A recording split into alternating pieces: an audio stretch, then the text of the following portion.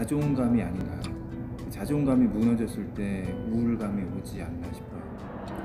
여러분 안녕하세요. 이제 날씨가 너무 따뜻해지고 너무 싱그러운 봄이 찾아오고 있으니까 괜히 마음도 더 좋아지는 그런 좋은 계절이 왔습니다. 이렇게 봄이 오면 그냥 기분이 좋아져야지 되는데, 혹시나 코로나 블루로 아직까지 고통을 겪고 계신 분이 있을 수도 있어서 오늘 잠깐 코로나 블루에 대해서 얘기해 보도록 하겠습니다. 모든 인간은 사실 그 고독감, 그리고 외로움감, 우울감 이런 것들을 다 느끼고 산다고 해요. 감정을 가진 사람이라는 그 이야기가 되겠죠. 실제론적 고독감, 실존하는 이 자체만으로도 우리가 이 고독감 그리고 이런 외로움 이런 것들은 모든 인간들이 공통적으로 느끼고 있는 아주 자연스러운 그런 감정 중에 하나라고 합니다.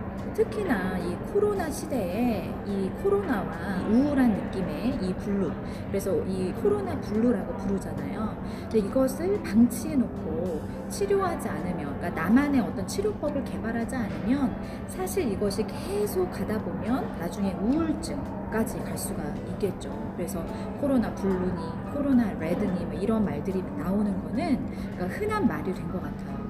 이 코로나 기간이 사실 이게 뭐 몇 달로 끝난 것이 아니라 비대면의 시간이 너무 길어졌잖아요. 그러다 보니까 밖에 나가지 않고 집 안에만 있다 보니 햇빛을 쬐이는 시간도 너무 줄어들고, 그리고 몸을 움직이거나 이렇게 운동하는 시간도 너무 줄어들게 되고, 또 우리나라 사람들 특성상 밖에 나가서 사실 잘 이렇게 먹고 오고 집에서는 약간 대충 때우거나 뭐 배달 음식을 시켜 먹거나 이런 것들이 조금 문화가 있다 보니 사실 이 비대면의 시간이 길어진다라는 거는 우리가 우리 몸의 호르몬의 이 균형을 많이 깨뜨리는 생활 습관으로 가는 가능성이 굉장히 많아진다는 거예요.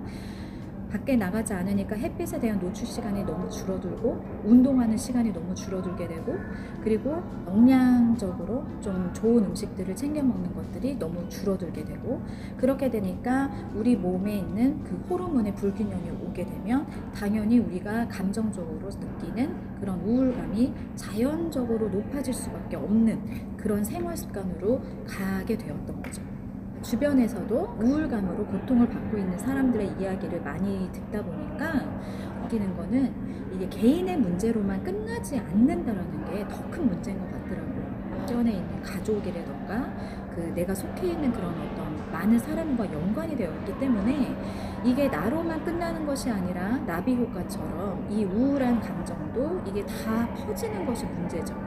그리고 그 관계 속에서 또 문제가 생기기도 하고, 그렇기 때문에 우리가 사실 우울감이라는 것이 왔을 때 이건 사실 자주 올 수 있는 느낌이거든요. 근데 그거를 개인적으로 처리하는 그 루틴이 반드시 있어야 된다라는 그 말씀을 한번 나눠보고 싶습니다. 저 같은 경우에도 특별한 이유가 없어도 어느 때는 뭔가 공허한 것 같고 뭔가 이렇게 힘들어지는 그런 감정을 느낄 때가 있죠.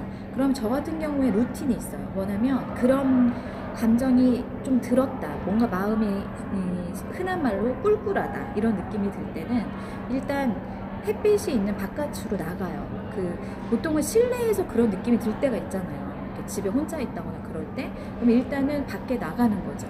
밖에 나가서 햇빛을 쬐이는 것만으로도 이건 굉장히 과학적으로 입증이 된 거잖아요. 그 햇빛 속에서 이렇게 걷는 행위만 해도 내 몸에 있는 호르몬들이 이게 균형을 찾아간다라는 그 느낌이 들어요. 아까 들었던 그 공허함이 사실 좀 이렇게 없어지는 것 같은 느낌. 그런 루틴이 저한테는 빨리 전환할 수 있는 그런 루틴이거든요.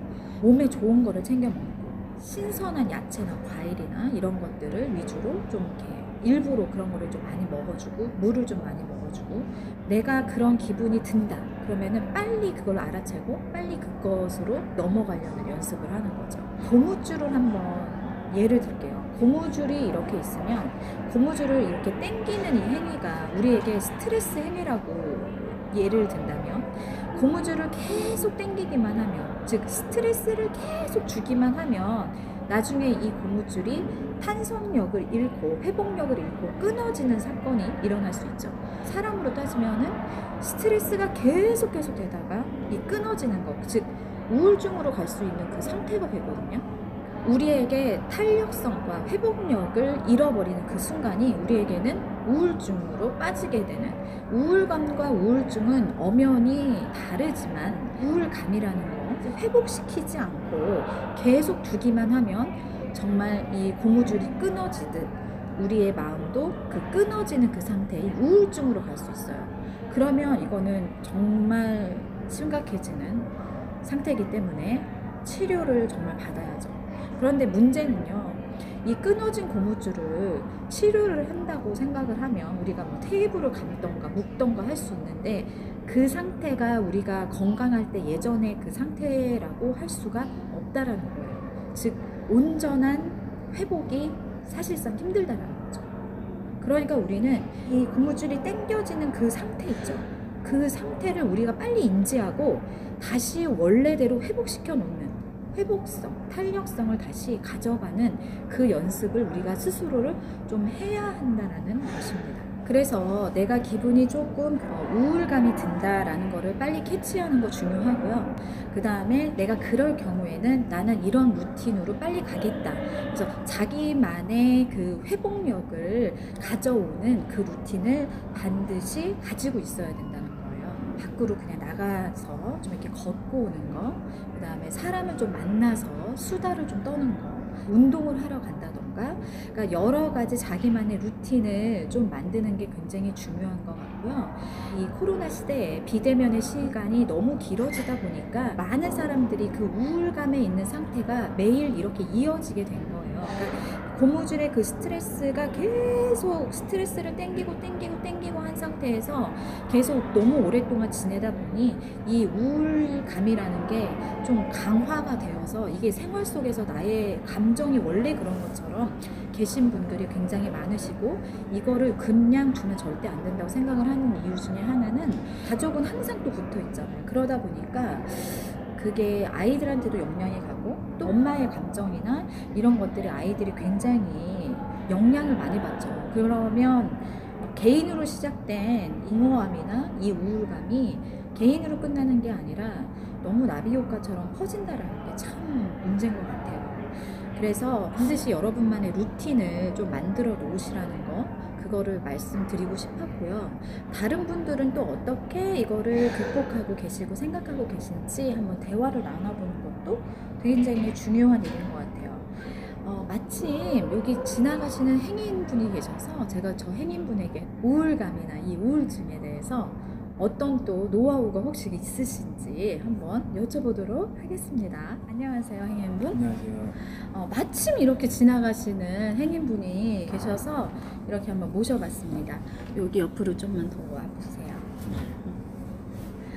제가 지금 우울감과 우울증에 대해서 살짝 이렇게 얘기를 나누고 있었는데요. 우리 행인분 같은 경우는 우울감이나 이런 거를 느껴보신 적이 있으신가요? 개인적으로는 우울감이나 우울증 이런 거를 이렇게 느껴본 적은 없는 것 같습니다. 왜냐면 그 밖에서 일어나는 그런 요인들이 개인적으로 저한테는 그렇게 크게 이렇게 작용하지는 않는 것 같아서 그런 적은 없는 것 같습니다. 굉장히 부러운 성격, 성품, 어떤 그런 걸 가지고 계신 행인 분이셨네요. 그런 분이시네요. 그러면 우리가 우울감이나 우울증이 느끼시는 분들이 사실 굉장히 많거든요. 물론 행인분한테는 그게 조금 어색한 기분일 수도 있겠지만, 행인분이 느끼시기에 그런 거를 극복하는데 굉장히 중요한 면이 무엇이라고 생각하는지, 그래도 한번 이렇게 조언 좀 해주실 수 있을까요? 조언이라기보다는 우울감은 제가 봤을 때는 반대가 자존감이 아닌가. 그 자존감이 무너졌을 때 우울감이 오지 않나 싶어요. 그래서 자존감을 높일 수 있는 그 행동이랄까, 어떤 마인드 컨트롤이랄까, 이런 것들이 되면 우울감을 이길 수 있는 힘이 되지 않을까 생각이 듭니다.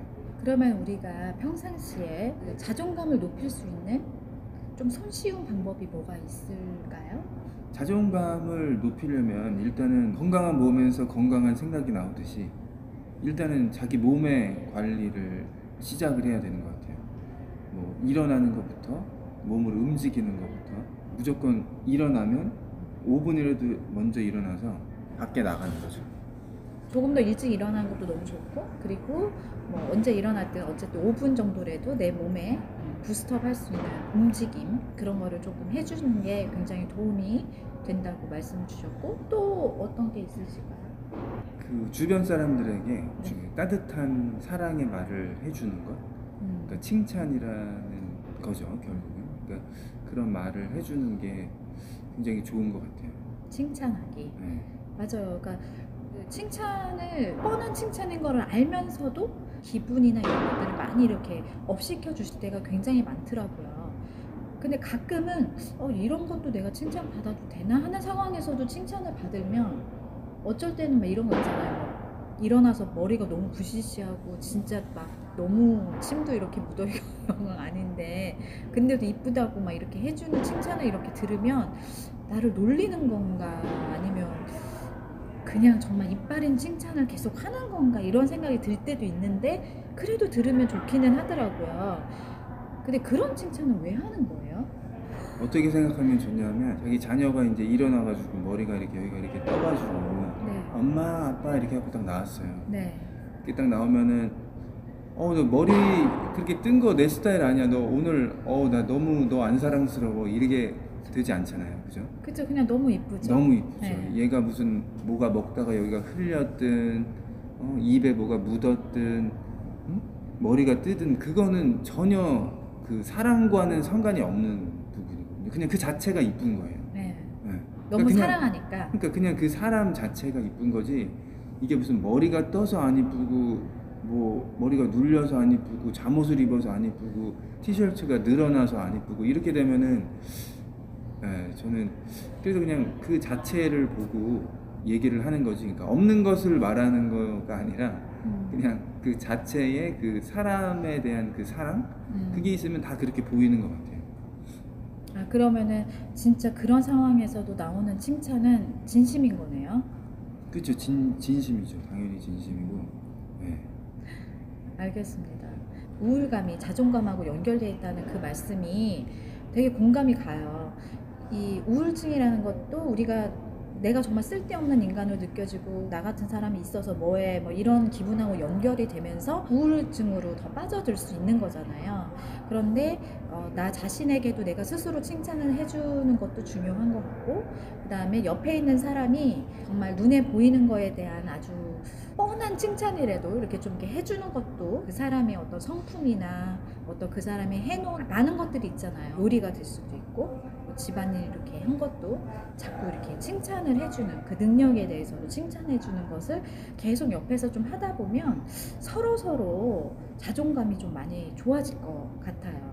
모든 사람이 그 10가지가 있으면은 9가지를 못하고 한 가지를 잘한다고 하면 그 한 가지를 그냥 얘기를 해주는 거죠. 못하는 거를 계속 누르고? 얘기하는 게 아니라 그냥 잘하는 거를 얘기를 자꾸 이제 좋은 거를 보려고 노력을 하고, 그리고 이제 그 부분을 이제 칭찬을 하면서 얘기를 하다 보면 그 부분이 이제 하나였던 칭찬할 부분이 2개가 되고 4개가 되고 이제 그렇게 되는 것 같아요.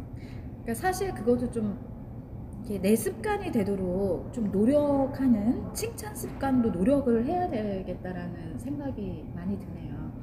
그렇죠. 네, 저도 막 칭찬을 이렇게 자연스럽게 잘하는 그런 사람이 아니었던 것 같은데, 그래도 이렇게 옆에서 계속 해주는 말을 듣다 보니까 저도 들은 만큼 다른 사람한테 칭찬을 자연스럽게 이제 하는 그런 사람으로 조금씩 변해간다라는 생각이 들더라고요. 뭐 칭찬에 대해서는 여러 가지 이야기들이 사실 있어요. 좋다, 뭐 너무 과하면 좋지 않다, 이런 얘기도 있는데, 사실 요즘 같은 이런 분루라는 감정이 너무 이렇게 만연한 시대에는 서로 가정 내에서 특히 좀 이루어지면 좋겠다라는 생각이 많이 듭니다. 그렇죠? 네, 맞습니다.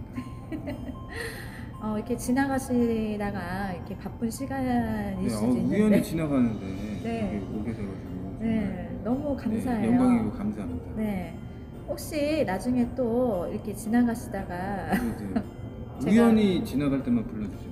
우연히 지나갈 때만 우연히 지나갈 불러드리겠습니다. 때만 꼭 불러주시고. 네. 네. 네, 오늘 이렇게 함께 해주셔서 감사하고요. 네. 저랑 한번 이렇게 안녕. 오늘 좋은 시간, 즐거운 시간, 그리고 건강한 시간, 그리고 칭찬도 많이 하는 시간 보내시기 바랍니다, 여러분. 감사합니다. 감사합니다.